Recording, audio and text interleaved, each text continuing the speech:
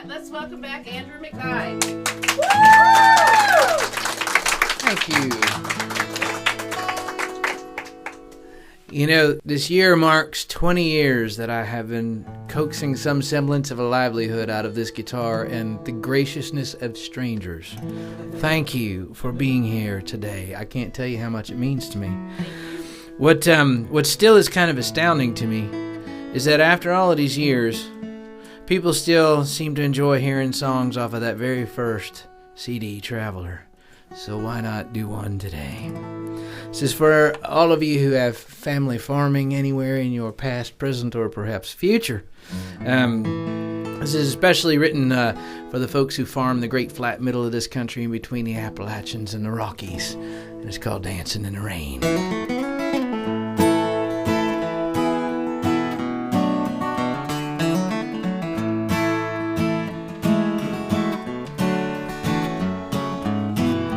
All of my years I've lived here, it's the only way I know. Run the family farm with the grace of God above and fertile soil below. Summer's gone, 11 weeks of searing storm. Let's choke $50,000 worth of dreams going up in smoke.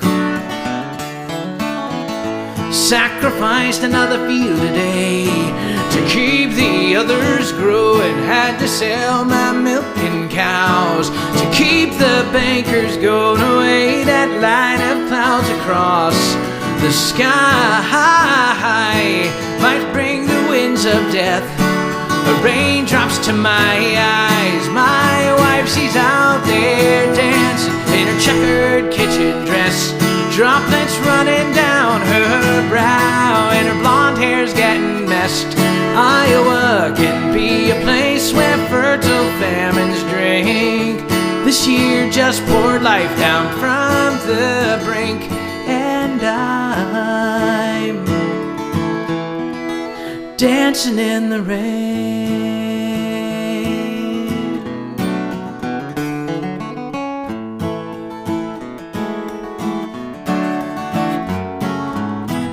Before today my luck had gone a hard left or the worst, enough to make an honest man think a farmer's life is cursed. Remembering tales on my granddad's knees of soil that sprouted wing. It's taken 30 years for me to appreciate these things. My wife, she's out there dancing in her checkered kitchen dress, droplets running down her brow, and her blonde hair's getting messed.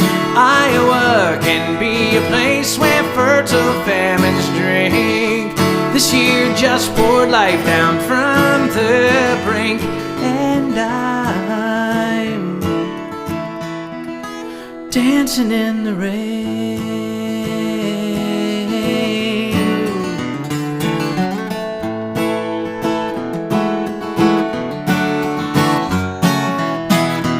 Heard it on the radio, Dakota wheat fields won't survive. Cousin Jack up there will find some way to stay alive. Mother Nature's fickle ways might someday do me in, for I'm on my knees in gratitude, 'cause it's raining.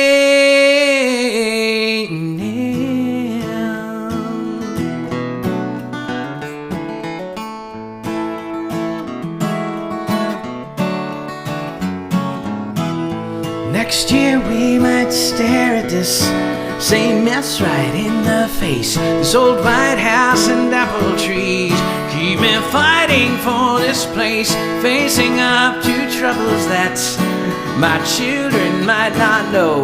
When you keep your generations on the farm all in a row. My wife, she's out there dancing in her checkered kitchen dress, droplets running down her brow, and her blonde hair's getting messed.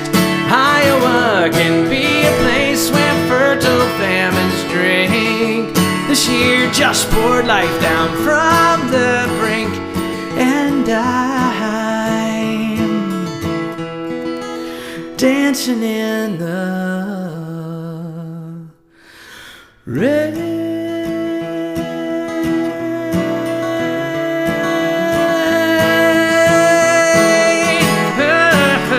Dancing in the rain.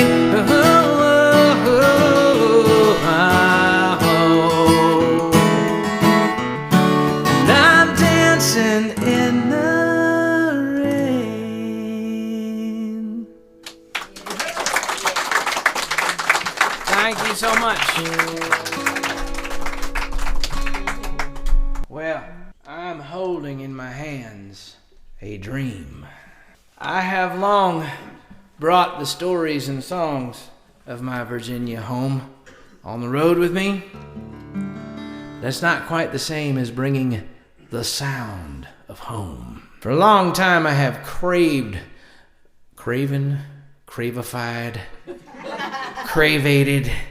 a guitar made by a local luthier up near to Harper's Ferry named Marty Fair. Fair-built guitars are prized amongst bluegrass players, in particular around our region. And I wanted a guitar that wasn't a Martin D28. I wanted a Martin Fair guitar built kind of to coax some new sounds out of my fingers. And so a couple years ago, we finally sat down and said, all right, it's time, man. I want one of your guitars, and let's do it. And I said, but can you build it out of native wood? And so, long story short, Marty and I share a few personality traits, that engineer mindset of once you get into doing some kind of big project and experimenting and stuff, it just gets all crazy. So what wound up happening was he built 6 identical guitars, all look exactly like this one, because he couldn't decide which wood he wanted to use for the back and side, so let's find out what difference they make. So I am holding a guitar made of wood that comes from near my home. The top is this beautiful high country West Virginia red spruce, only found up above 4,000 feet or so. The rest of it is all made of black walnuts. There happened to be a black walnut tree on Marty's side of the Short Hill Mountain where he lives, and it has nothing to do with the fact that my tin roof is pelted for 2 solid months by 3 or 4 black walnut trees in my own yard. There was no vengefulness or spite. I picked this guitar in a blind test. But I did smirk. So anyway, when we started into the project, a friend of mine who makes movies got excited about the idea and said, you know, let's make a documentary about it. So now that the guitar is done, we're finishing up the film and all that. And it's just one of these sort of crazy things that when you're a kid, learning to play guitar and thinking it'd be cool someday to play for a living and, you know, to travel all over the place. It's just one of those things you couldn't think up. But I get to bring something with me that's from home. Now the song I'm going to play for you is one I co-wrote with one of my old bandmates and dang varmints, Truth in Packaging, if ever there was. He happens to live on the other side of the Short Hill Mountain, and he started the song, and I added the bridge to it pretty much. So, you know, I've learned to be grateful for lots and lots of things, and it's rare to hear me complaining about anything, truthfully. I will not complain about the fact that this song is not in the movie, Oh Brother, Where Art Thou? I could live with that. The thing that gets under my skin a tiny bit is that it's like the only movie to come out in the last 20 years they haven't made 3 or 4 sequels to, right? If any of you got any insider connection to Mr. Clooney when he's done honeymooning or whatever, let him know that I got a song for Oh Brother 2 if he'd ever get around to signing on the dotted line. It's called Count Your Blessings. The guitar's from one side of Short Hill Mountain and the song's from the other.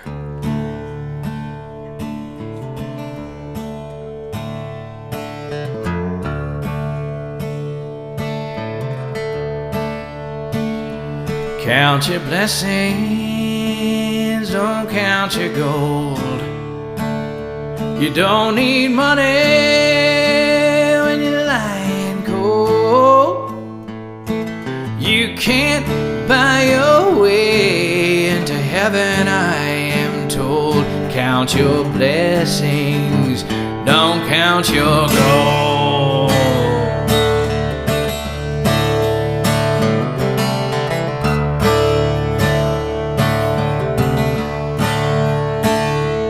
Count the good deeds that you've done.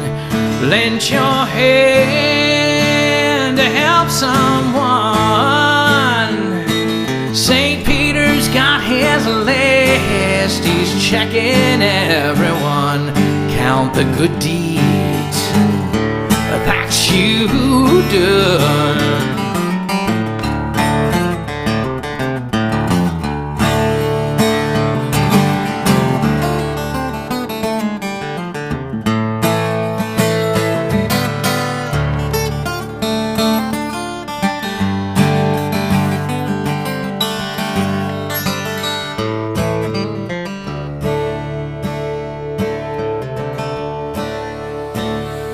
Count on Jesus to be your friend. Stick with you right till the end. He'll be by your side no matter how you sin. Count on Jesus to be your friend. In spite of all your troubles, all you need is on your back. Believe in all your blessings. Don't worry about all you lack.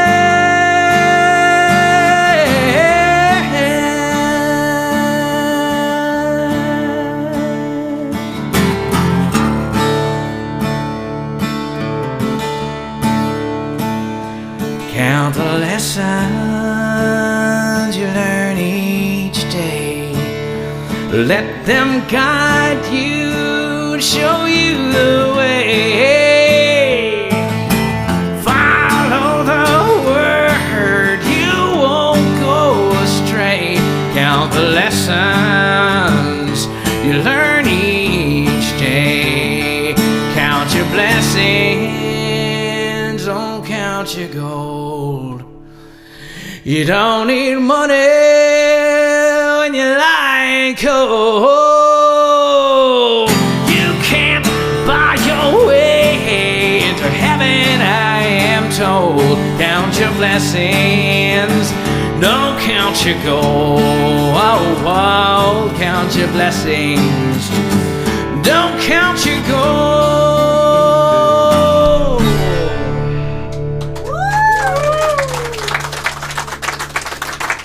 Thank you so much.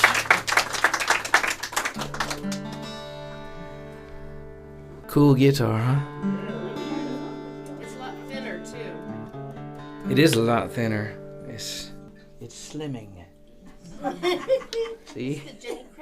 So when I drove here, I do the whole Great Valley thing. I leave home, hop on 81 and drive down the Shenandoah Valley and the Great Valley through East Tennessee. And, Friday was just a beautiful, perfect day to be doing that drive because the mountains were all snowy every step of the way, and it was sunny out and blue sky. And, there's just something about East Tennessee that always calls to my heart.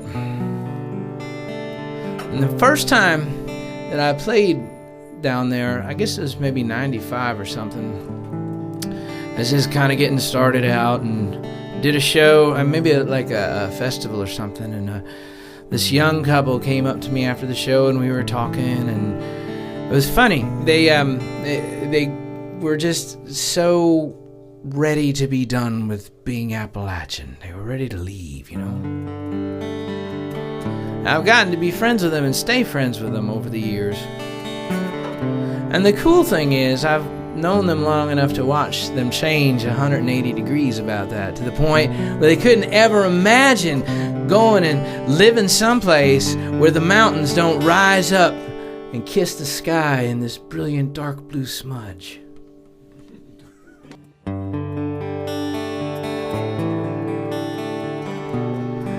I was in East Tennessee, I don't know, maybe around 2000, 2001. Headed for Texas eventually. I do remember that.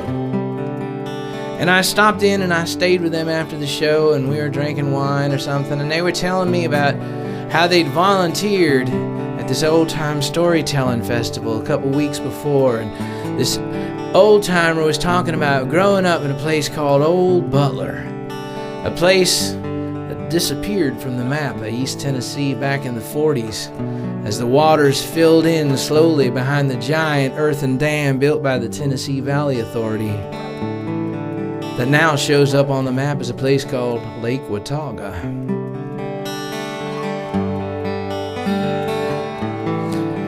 Next morning, I did what I often do. You have your choice. I think the next show is in Atlanta. And you have your choice. You can go down and you can pick up Interstate 85 and you can do battle with all the trucks running like wolf packs up and down the interstate. Or you can take a little piece of the Blue Ridge Parkway and cut on over and then down through the North Georgia mountains. And I bet you're already guessing the right answer as to which way I chose that morning. The only problem is, when you turn onto the parkway, there's this little yellow sign that contains a very important piece of information. It says, "Avoid parkway in ice and rain and fog." And on this morning, I was 2 for 3.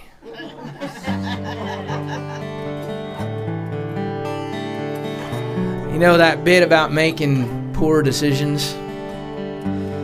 This was one of those times when I was thinking in real time that I might be checking out of the gene pool shortly, because this here is dumb, because I can't even see the dashboard because it's so foggy. There's only one reason why we get on the parkway and do such a stupid thing, and that's because somewhere deep down in your heart of hearts you have the faith that you are going to eventually pop out above the clouds into brilliant blue sky. And of course, that's what I was thinking. That's clearly the only thinking I was doing, because it was really a dumb idea. And every bend I'd go around, I'd think to myself, I gotta turn around, just one more bend, and then I'll turn around, just one more bend, and then I'll turn around. And I kept going like that. And as I went, after a little while, I started to think to myself, you know, it really is getting a little bit lighter, so I'll go a little more. It's getting a little bit lighter. I'll go a little bit more. It's getting... And bam! There I am at about 4,000 feet, blasting out into brilliant Carolina blue sky. Awesome. I pulled over at the next overlook. And I stopped the car and I got out and I looked, and there it was, just rising up like great green and blue and purple islands out of a sea of fog. Perfect.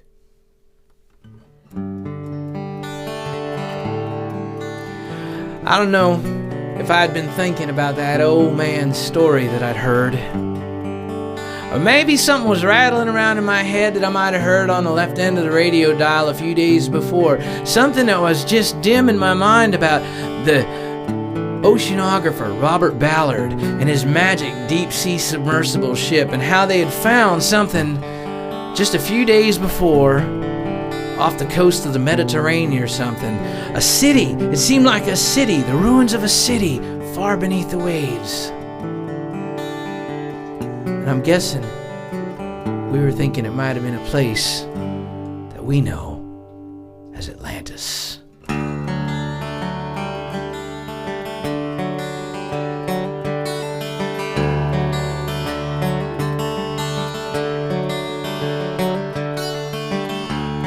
It is still along the parkway. Beyond the gate, the road is closed. Winter rain drips on the laurel. Fog moves in like ghosts. In the valley below lies a cloud sea that hides the lake, that hides my home.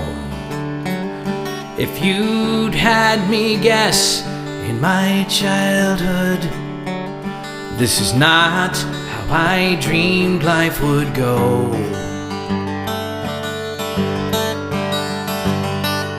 The same Moses raised his hands to part the Red Sea.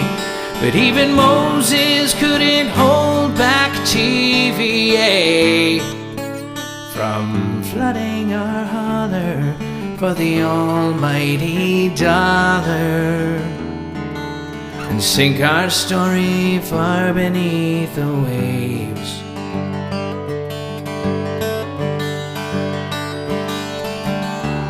Engineers said flood would take us if we didn't build a dam to hold the rain. But hive confusion swirling round their solutions. To me the end result seems the same. Now trophy fish take refuge in the chapel. No sounds of children, hymns, or wedding bells. And I wonder if the anglers high above can hear them. I don't think those echoes travel water well. The same Moses raised his hands to part the Red Sea, but even Moses couldn't hold back TVA from flooding our holler for the almighty dollar, and sink our story far beneath the waves.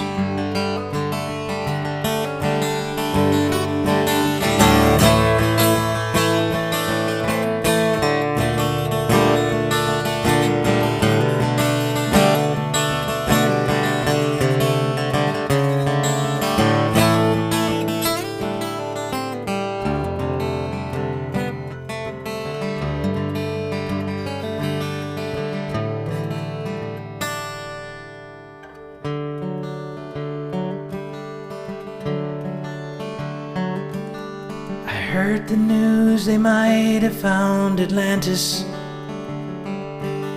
shining city deep in ocean blue.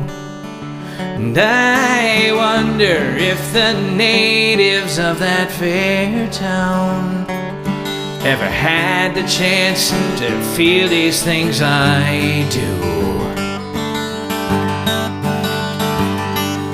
The same Moses raised his hands to part the Red Sea, but even Moses couldn't hold back TVA from flooding our holler for the almighty dollar, and sink our story far beneath the waves. And sink our story far beneath the waves.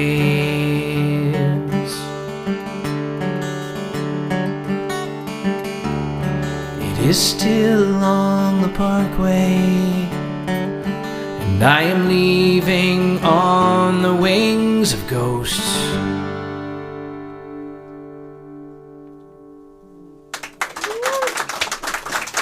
Thank you so much.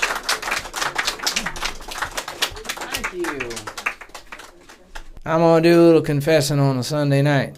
I, of course, have mentioned my daughter, who is now old enough to not require constant attention and amusement after school, so that Daddy can work for a little while longer after she gets home. But that has not always been the case. So for 3 out of the last 4 years, I have enthusiastically, unapologetically been participating in an ancient Yankee ritual known as the barter system. In exchange for not writing checks for tens of thousands of dollars for my young daughter's daycare, I instead agreed to play music with people ranging in height from about yay on up to about yay. And I have to tell you that I have absolutely no skills, qualifications, certifications that allow me to be the responsible adult in a room, and never mind with a bunch of impressionable young people, but you could say that I was motivated. And I am going to tell you, I got a college education in 10 minutes. Oh my. You can learn something from one kid being a parent. You can learn a lot from a group of kids in a hurry. Oh. Let me distill down my university degree for you. Number 1, people this tall do not care if you are a virtuoso on your instrument. Number 2, people this tall don't care if your instrument's in tune. Somewhere around the 4-minute mark on day 1, I started thinking to myself, I'm pretty sure I don't even need to know how to play the instrument that I walked in here with. I got to thinking, the thing that they care about is pretty plain. It's pretty simple. It's pretty basic. They want to know that the wheels on a bus go round and round, round. That's it, man. Passport to Pamper Paradise. Forget the rest. It don't matter. I'm thinking, Jeezy Pete. This is when things got off the rails. Spiritually. That dark spot in my soul rose up. And I grinned that great grinchy grin because I realized this is an excellent opportunity. I cited on-the-job training. Yes, this is what we can do. And so for the last 3 years, I ruthlessly exploited these poor children by showing up with instruments I had no business playing, like banjos, mandolins, flutes, drums, you name it. And you know what? I did it so much, they put up with it so much that I actually got to the point where I can tolerate doing it in front of you for somewhere between 90 seconds and 3 minutes, not embarrassing myself. Now, I'm thinking to myself, how hard could this gig be? I know Old MacDonald. I'm pretty aware of all the critters on Old MacDonald's farm, and I know what kind of sounds most of them make, and in fact, some of these kids might make them a little bit more anatomically correct than I would. I know the ABC song. I've got this. So I'm thinking to myself, all right, well, this is cool. So the next step of my education was I walked in the kindergarten room, and man, 4-year-olds and kindergartners are not the same every day. They're almost the same sometimes, but you never know who left the switch in what position any given time. So you could walk in, and they'll be ready to sing the ABC song for the 79th time this month. Or they might stand there with their hands in their pockets or their arms folded. I don't want to sing baby songs today. Oh my God. All right, big fella, what would you like to do then? And so I got to thinking, all right, maybe I need to do something different with the kindergarten kids. All right, so I'm a songwriter. They're kindergarten kids. We should write songs together. What could go wrong? It worked all right for a little while. It was cool. We made up songs about monarch butterflies and about the classroom rules about keeping your hands to yourself and not poking anybody in the eye and all that kind of stuff. And that was all cool. So February rolls around, and it's time to go in and write a song with these kids. And I'm thinking, okay, February, Dead President's Month. Definitely. I mean, crying out loud, we get a federal holiday out of the deal. Why not? Heck, we got Washington and Lincoln covered already. How about we go for lesser-known dead presidents and give them their due? Like, let's have a Rutherford B. Hayes song or something, Let's go there. They want no part of it. No. February, they want to write a love song. You're 5. I'm thinking to myself, okay, so you want to sing about a Hallmark holiday. And I guess I got to own my stuff. There was this sort of loop of staying up too late the night before and the Victoria's Secret commercial going around and around in my head. And I'm thinking, I just ain't got this, man. I do not have this. And then I remembered the first rule of writing songs with little people is you let them write the words. And then your job as the responsible adult in the room and the songwriting person is that you help them arrange them into, a songable form and discreetly remove all the inappropriate references to bodily functions that they've laden the song with. And away you go, right? So I wanted to share with you an authentic kindergarten love song. Now, you will notice that there are certain hallmarks, if you will, of kindergarten love songs. One is, like their attention spans, it's short. 2 is, they get something in their mouth that they like the feel of. They want to sing it a few times, so it's pretty repetitive. And here's the kicker. Every time I sing this song with little people, they kind of have the chorus going on by the second time through, which doesn't leave you much excuse, if you know what I mean. So, an authentic kindergarten love song written by kindergarten kids, and I don't have this thing plugged in or anything, Reno. It's going to come off of the microphone, I'm guessing. I'll just try to sing loud and play louder.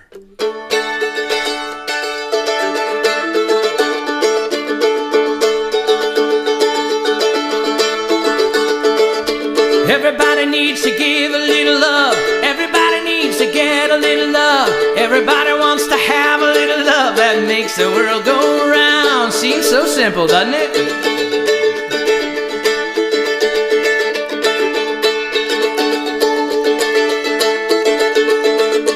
All of the babies need a little love. All the kindergarten need a little love. All of the big kids need a little love that makes the world go round. Everybody needs to give a little love. Everybody needs to get a little love. Everybody wants to have a little love that makes the world go round.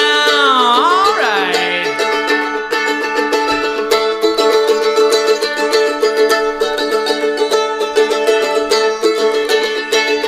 All of the parents need a little love. All the grandparents need a little love. All of the animals need a little love that makes the world go round. Everybody needs to give a little love. Everybody needs to get a little love. Everybody wants to have a little love that makes the world go round.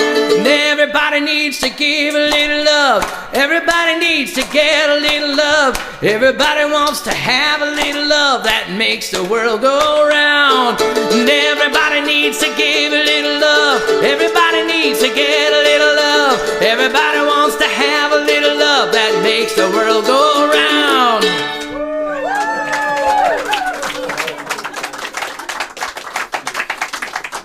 Thank you for singing. Silly stuff, that. Y'all doing okay? Yeah. All right. Well, it would be rude of me not to check on your comfort.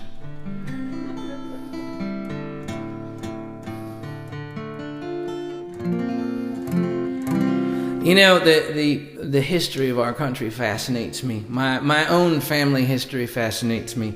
And, of course, Appalachian history fascinates me a lot. I don't live in Appalachia, but it's darn close to me, and I have a lot of friends that have told me lots of wonderful stories over their kitchen tables. And one of the things that sort of struck me is that over the course of this great republic's lifetime, the mountain people have sent a disproportionate number of their young off to stand in harm's way. Whether it's to escape a hard life in the hills, or a deep sense of patriotism running beneath them like the coal seams, or just for a sense of adventure, whatever it is, it seems as though the military funeral has become all too familiar a way of life to the mountain people too. So for those mountain families and families all across this great land of ours that have loved ones in harm's way far from home right now, so that we might be free to be here doing this afternoon, we light a candle that they return safe home.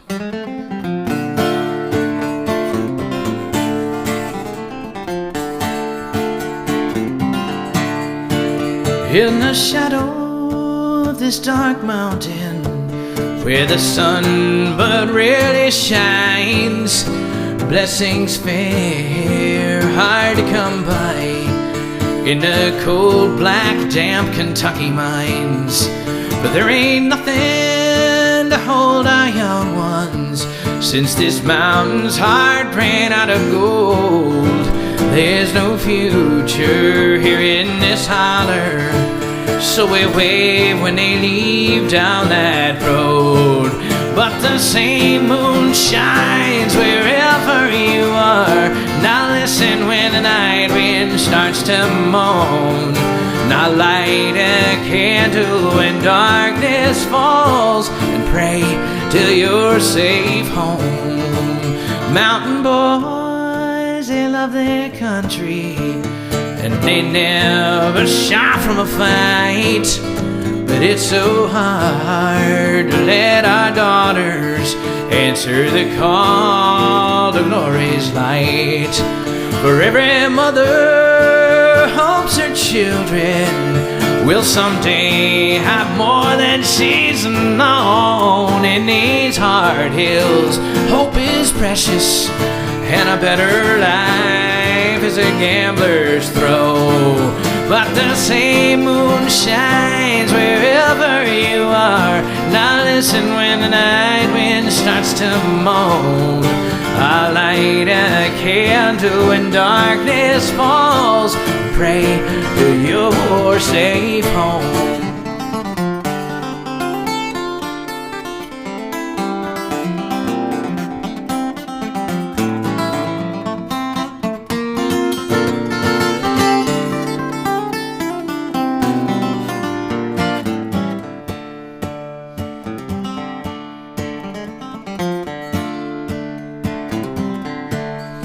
My only daughter gave her body, duty called the desert sands.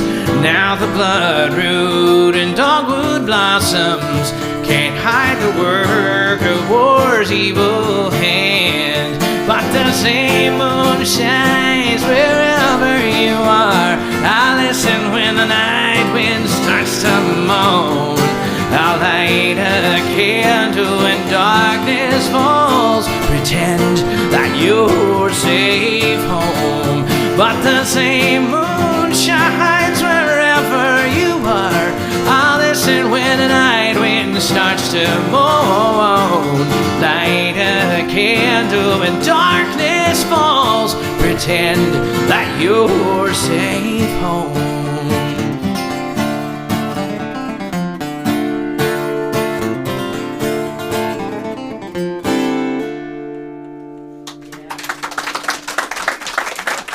Thank you so much. Thank you.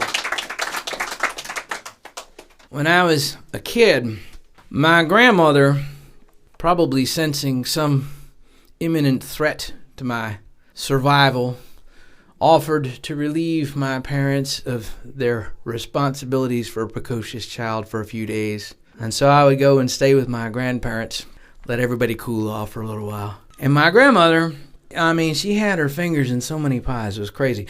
Grandma did a lot of family history work, tracked our family back to the Revolution and stuff, and she was just really into history and gave me my love for history, I think. And so I would go up there and stay with them. And now, understand that I came along in this big gap between grandkids. There was 18 years, and I was smack in the middle of it, and I was the only grandson, and it probably shows.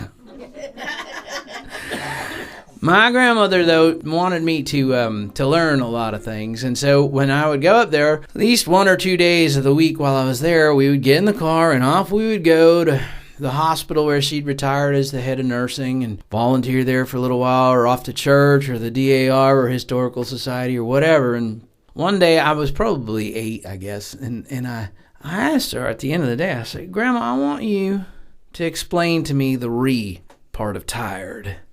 So I'm just tired. We've been going all day long, and you're just like on this thing like a bulldog, you know? I mean, this is crazy. You should be playing mini golf or something, you know? And my grandmother, I can't remember her ever losing her patience with me. And she was just always really, you know, wanting to kind of make the point, and she was real kind and patient about it. And so she said to me words that stick with me now.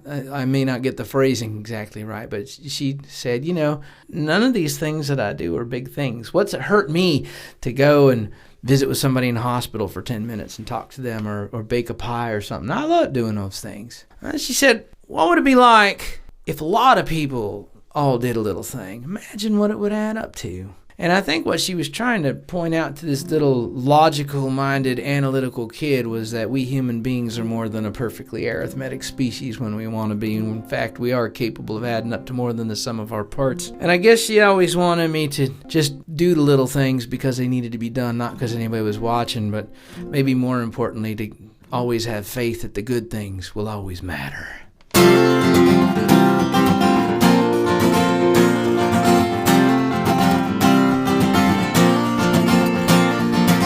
Rush hour traffic going nowhere. The merge becomes a contact sport. Frustration boiling over, and tempers growing short. The suited man bucks the trend at the toll booth, lets the grandmother in.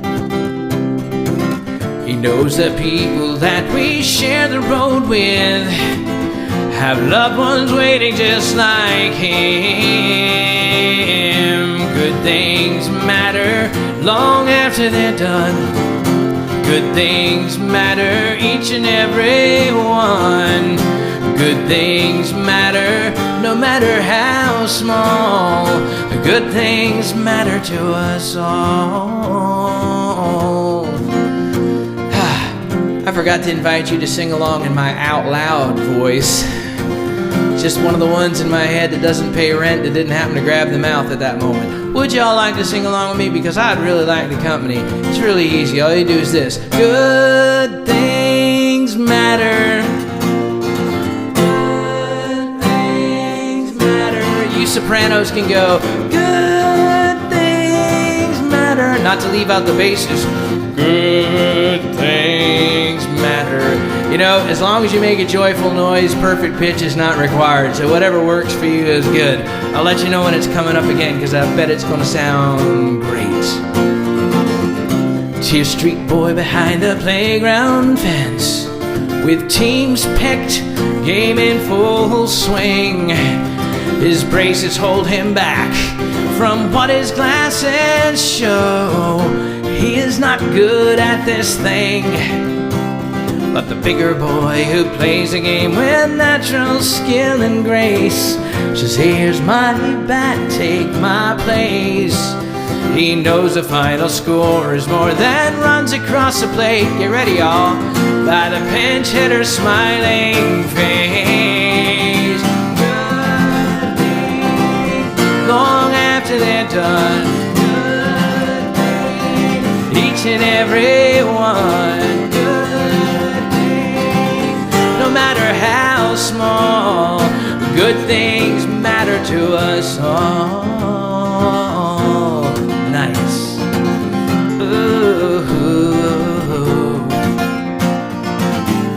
Linger for the old one's words. Let a child know she's been heard. Ask a wallflower to dance. Give mistakes a second chance. Smile at strangers on the street. Share the table where you eat. Leave the extra change behind. Fight fear, be colorblind. Kind words to chase the gray. When things are hard, find a way. It all comes back someday. Long after they're done, each and every one. No matter how small, the good things matter to us. Good things matter. 3 more just like that.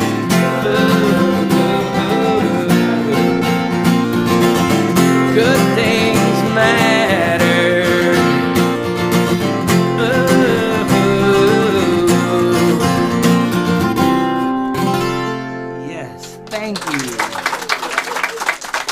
Thank you for that. So I'm going to play 2 more songs for you, as long as that's okay with the management. Is the management okay? You know, I see the cup of coffee hoisted up. Helen's on the front row. You need to ask her.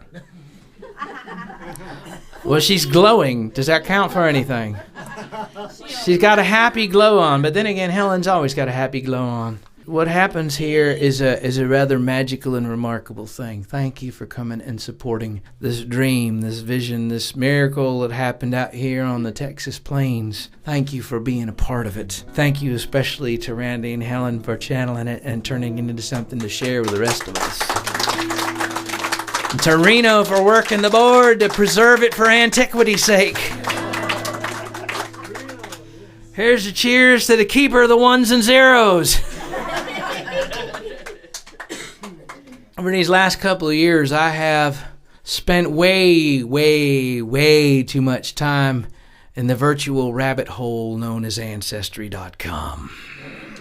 I have to take an oxygen tank in with me sometimes, so I might not come up for a few hours. And I learned crazy stuff. I mean, my grandmother set us up pretty well, and on my mom's side of the family, I got a great aunt on each side who had been sort of the keeper of the family stories, and we had done a pretty good job of getting it all bundled up. But there was this one ancestor, my great-great-great-grandfather. My grandmother never spoke of him, and I didn't know his name. I knew his last name. And we were at my parents' house at Christmas time, and I had the laptop out because my parents watched a lot of TV, and I wasn't particularly interested in what we were watching that night, so I was dabbling around. And I'm kind of obsessing on it. And I'm like, I'm going to try cracking a couple other spellings to his name. It's like some Roman-sounding name that nobody would ever think of. So I finally plug in something, and all of a sudden buzzers and bells and beeps go off. And I'm staring at a picture of my great-great-grandfather on the Connecticut Public Radio website on a story from March of 2014 about Connecticut Civil War veterans at Andersonville. I'm like, holy crap. And here's his picture, right? Then the next thing I see is an entry for a book, a brand spanking new book out in November of 2014 about his regiment called A Broken Regiment, the 16th Connecticut. These guys were one of the hardest luck units in the entire Civil War. They had signed up in the summer of 1862, drilled out there on the town green at Hartford, didn't have any weapons, shipped out to Washington. They gave them Belgian waffles or Belgian rifles or some miserable piece of equipment, and they had one drill. And on September 17th, they found themselves in the rolling hills of Maryland, just across the Potomac River from where I live now, at 4 o'clock in the afternoon, standing on this hillside, guarding the left flank of General Ambrose Burnside as he moved to crush what was left of the Confederate Army at a place called Antietam. At 4 o'clock that afternoon, A.P. Hill finished his 17-mile dead run from taking the Federal Armory at Harper's Ferry in Federal uniforms and slammed into the side of these greenhorns from Connecticut, and they got slaughtered, and they ran. And they spent a lot of time after the war trying to clear their name. Of all of the stories that I have heard around home, the one that touches my family sinks in pretty hard too.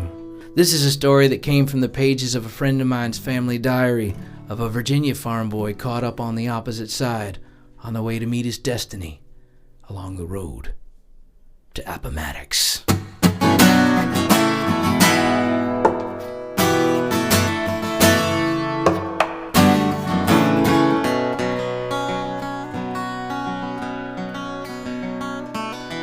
Grew up on that mountain farm down Nelson County way. Wish I'd lived to see it again. That is not my fate. For on my 16th birthday, war marched all around our land, and I joined Virginia's volunteers, Robert Lee's command. 2 days passed upon the march toward Yankees in the front, and I knew my trusty rifle, the difference was the hunt.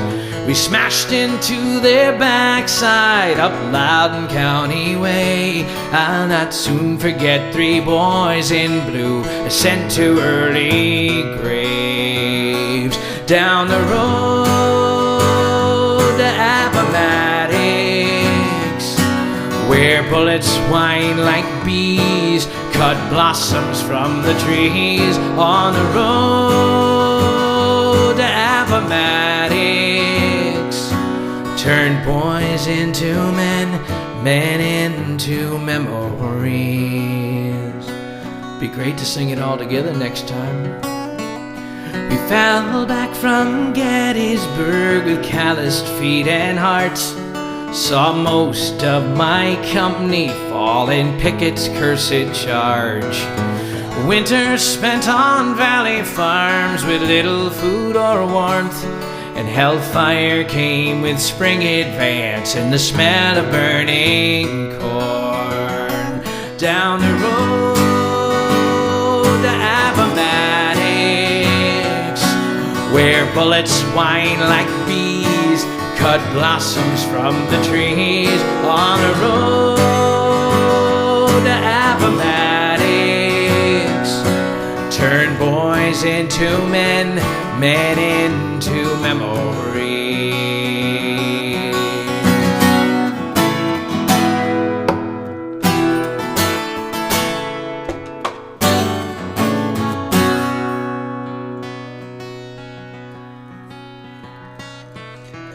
Perilous nighttime retreat, the fall of Petersburg. The city burned around us, the Federals charging hard. I heard them call a chaplain, they heard me call on God. What a reward awaited me was not far off. Down the road to Appomattox, where bullets whine like bees, cut blossoms from the trees. On the road to Appomattox, turn boys into men, men into memories. There were battles won on both sides, the history books confirm, but no one ever wins at war. The last loser asks for terms. Down the road to Appomattox, where bullets whine like bees, cut blossoms from the trees. On the road to Appomattox, turn boys into men, men into memories.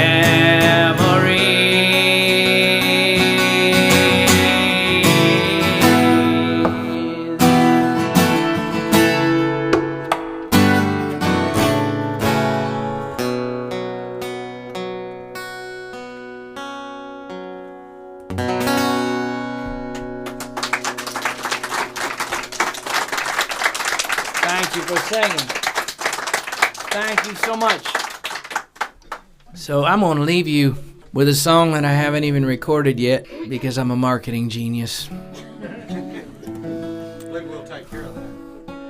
I'd be happy to work on getting that recorded. Yes, that'd be nice. But you are more than welcome to take home some music with you today. Please do feel free to sign that mailing list. Whatever you put in that bucket is my salary for today, and I really appreciate that too. Thank you for that. I am a lucky man to have been blessed with this life and a livelihood in music, and an awful lot of people did an awful lot of things to make it possible. My bandmate, Les Thompson, caught lightning in a bottle when he was a kid. He and his hippie teenager Southern California friends with a love for old-time Appalachian and jug band music managed to turn it into pop stardom, covering classic tunes like Mr. Bojangles and turning it into a worldwide tour and all kinds of wonderful experiences. And yet 1970 found them sitting in a recording studio in Nashville, around microphones, staring at people that they had grown up revering as legends. Folks like Doc Watson, Mother Maybelle Carter, Earl Scruggs.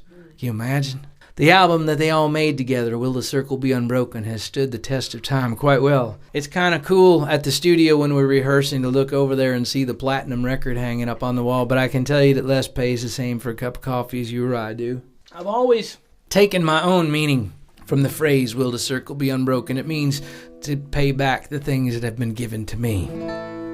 And in particular, a debt of gratitude to the guitar players in my dad's bands when I was a kid who would tolerate me sitting on the basement stairs. My dad would set up around the corner so he couldn't see, and as long as I didn't say anything, nobody would rat me out, and I'd stay out of bed a little bit longer than I should. But when I started playing guitar when I was a little older, they would take the time to show me stuff when I could barely wrap my hands around the neck of the guitar and make anything sound good, and they treated me like a peer and an adult, and I hope that I've treated every young musician that I've met along the way in my life the same way that they treated me. That debt of gratitude needed to be paid off, so this is a part fact and part fiction and a big blur in between, and that's okay because that's called folk music, and it's called Guitar Man.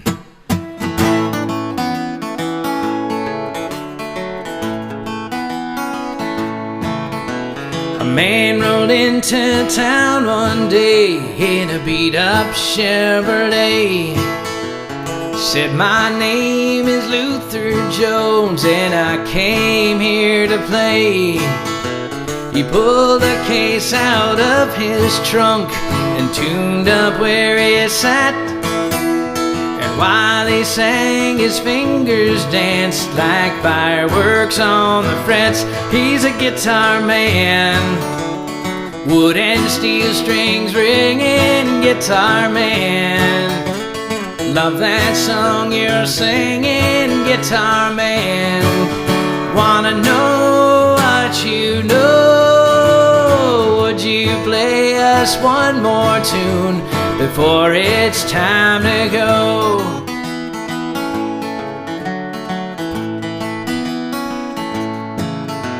He finger-styled the cannonball, then flat-picked Soldier's Joy.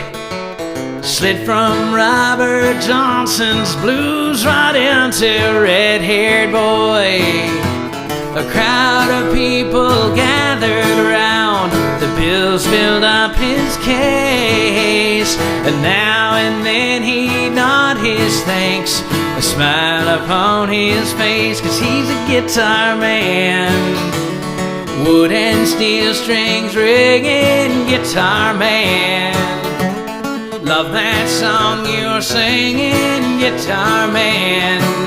I wanna know what you know. Would you play us one more tune before it's time to go?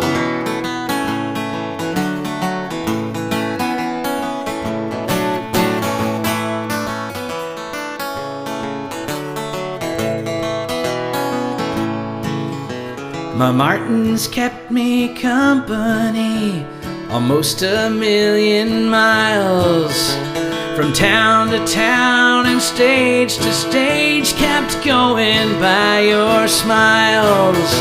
But times are tough all over, yet somehow we still get by. So check your troubles at the door, 'cause now it's time to fly like that guitar man. Y'all can sing it with me.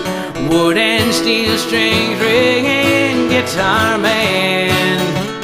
Love that song you're singing, guitar man. I wanna know what you know. Would you play us one more tune before it's time to go? Hey, guitar man. Wood and steel strings ringing, guitar man. Love that song you're singing, guitar man.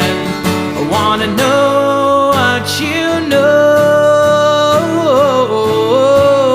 Would you play us one more tune before it's time to go?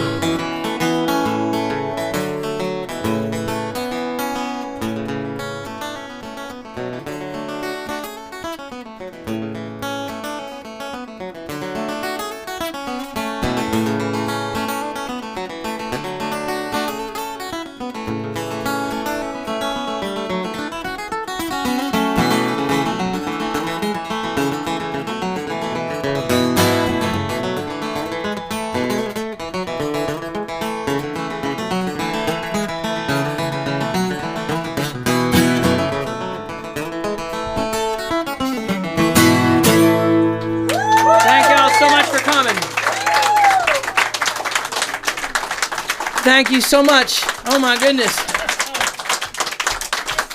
Thank you.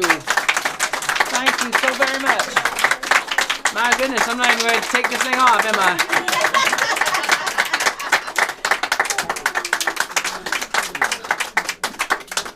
Thank you. You are so kind. Thank you. I played all the songs I know. You want something rocking or something sassy? Something rocking and sassy. I second that. Sassy rockin'. Sassy and rocking. All right. So, when I was working on my latest solo CD, Something Worth Standing For, I wanted to cover this tune that the Carter family had made famous. Woody Guthrie had done it, Ralph Stanley's done it, Kingston Trio's done it, and I thought, I'd like to do this song. And when I told Les that I wanted to do it, Les was recording the album, and he said, there is no way I'm going to let you do this song unless you finally do a version of it that's not ironic. It's called the Worried Man Blues, and everybody does a happy-go-lucky version of it. Make it sound worried.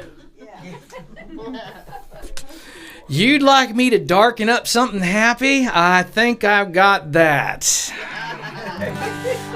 This is the Worried Man Blues.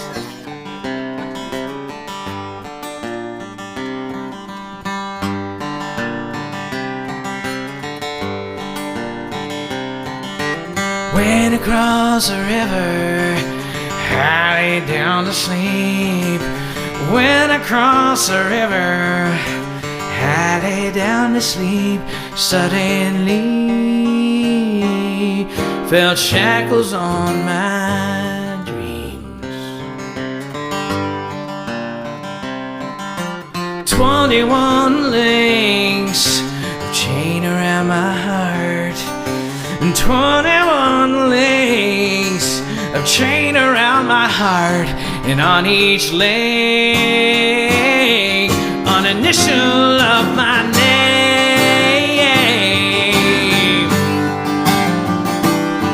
And it takes a worried man to sing a worried song, takes a worried woman to sing a worried song, a worry now, and I don't know for how long.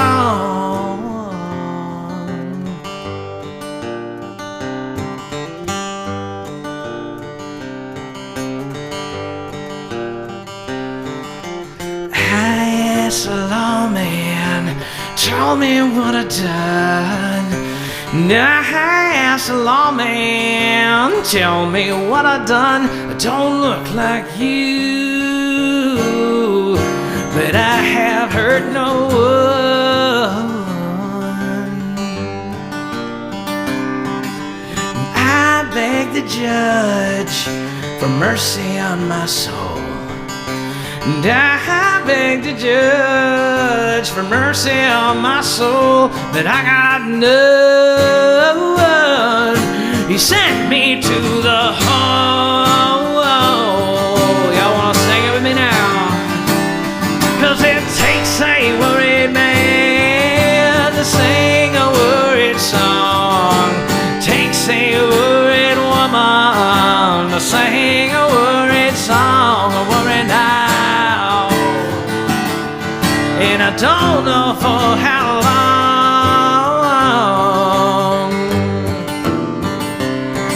Woo-hoo, woo-hoo.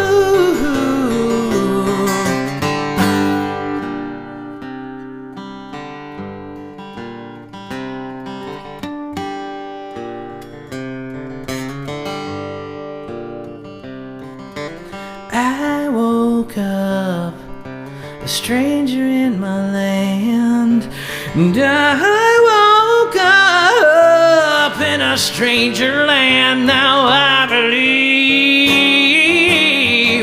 that I must make a stand. Sing us home, y'all. 'Cause it takes a worried man to sing a worried song, takes a worried woman to sing a worried song, a worry now, and I don't know for how long.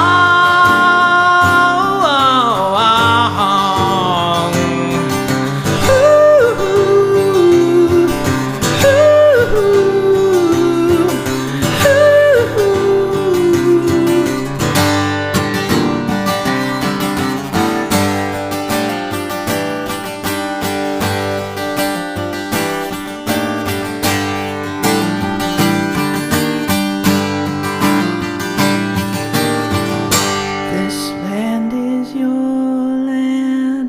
This land is my land, from California to the New York Island, from the Redwood Forest to the Gulf Stream waters.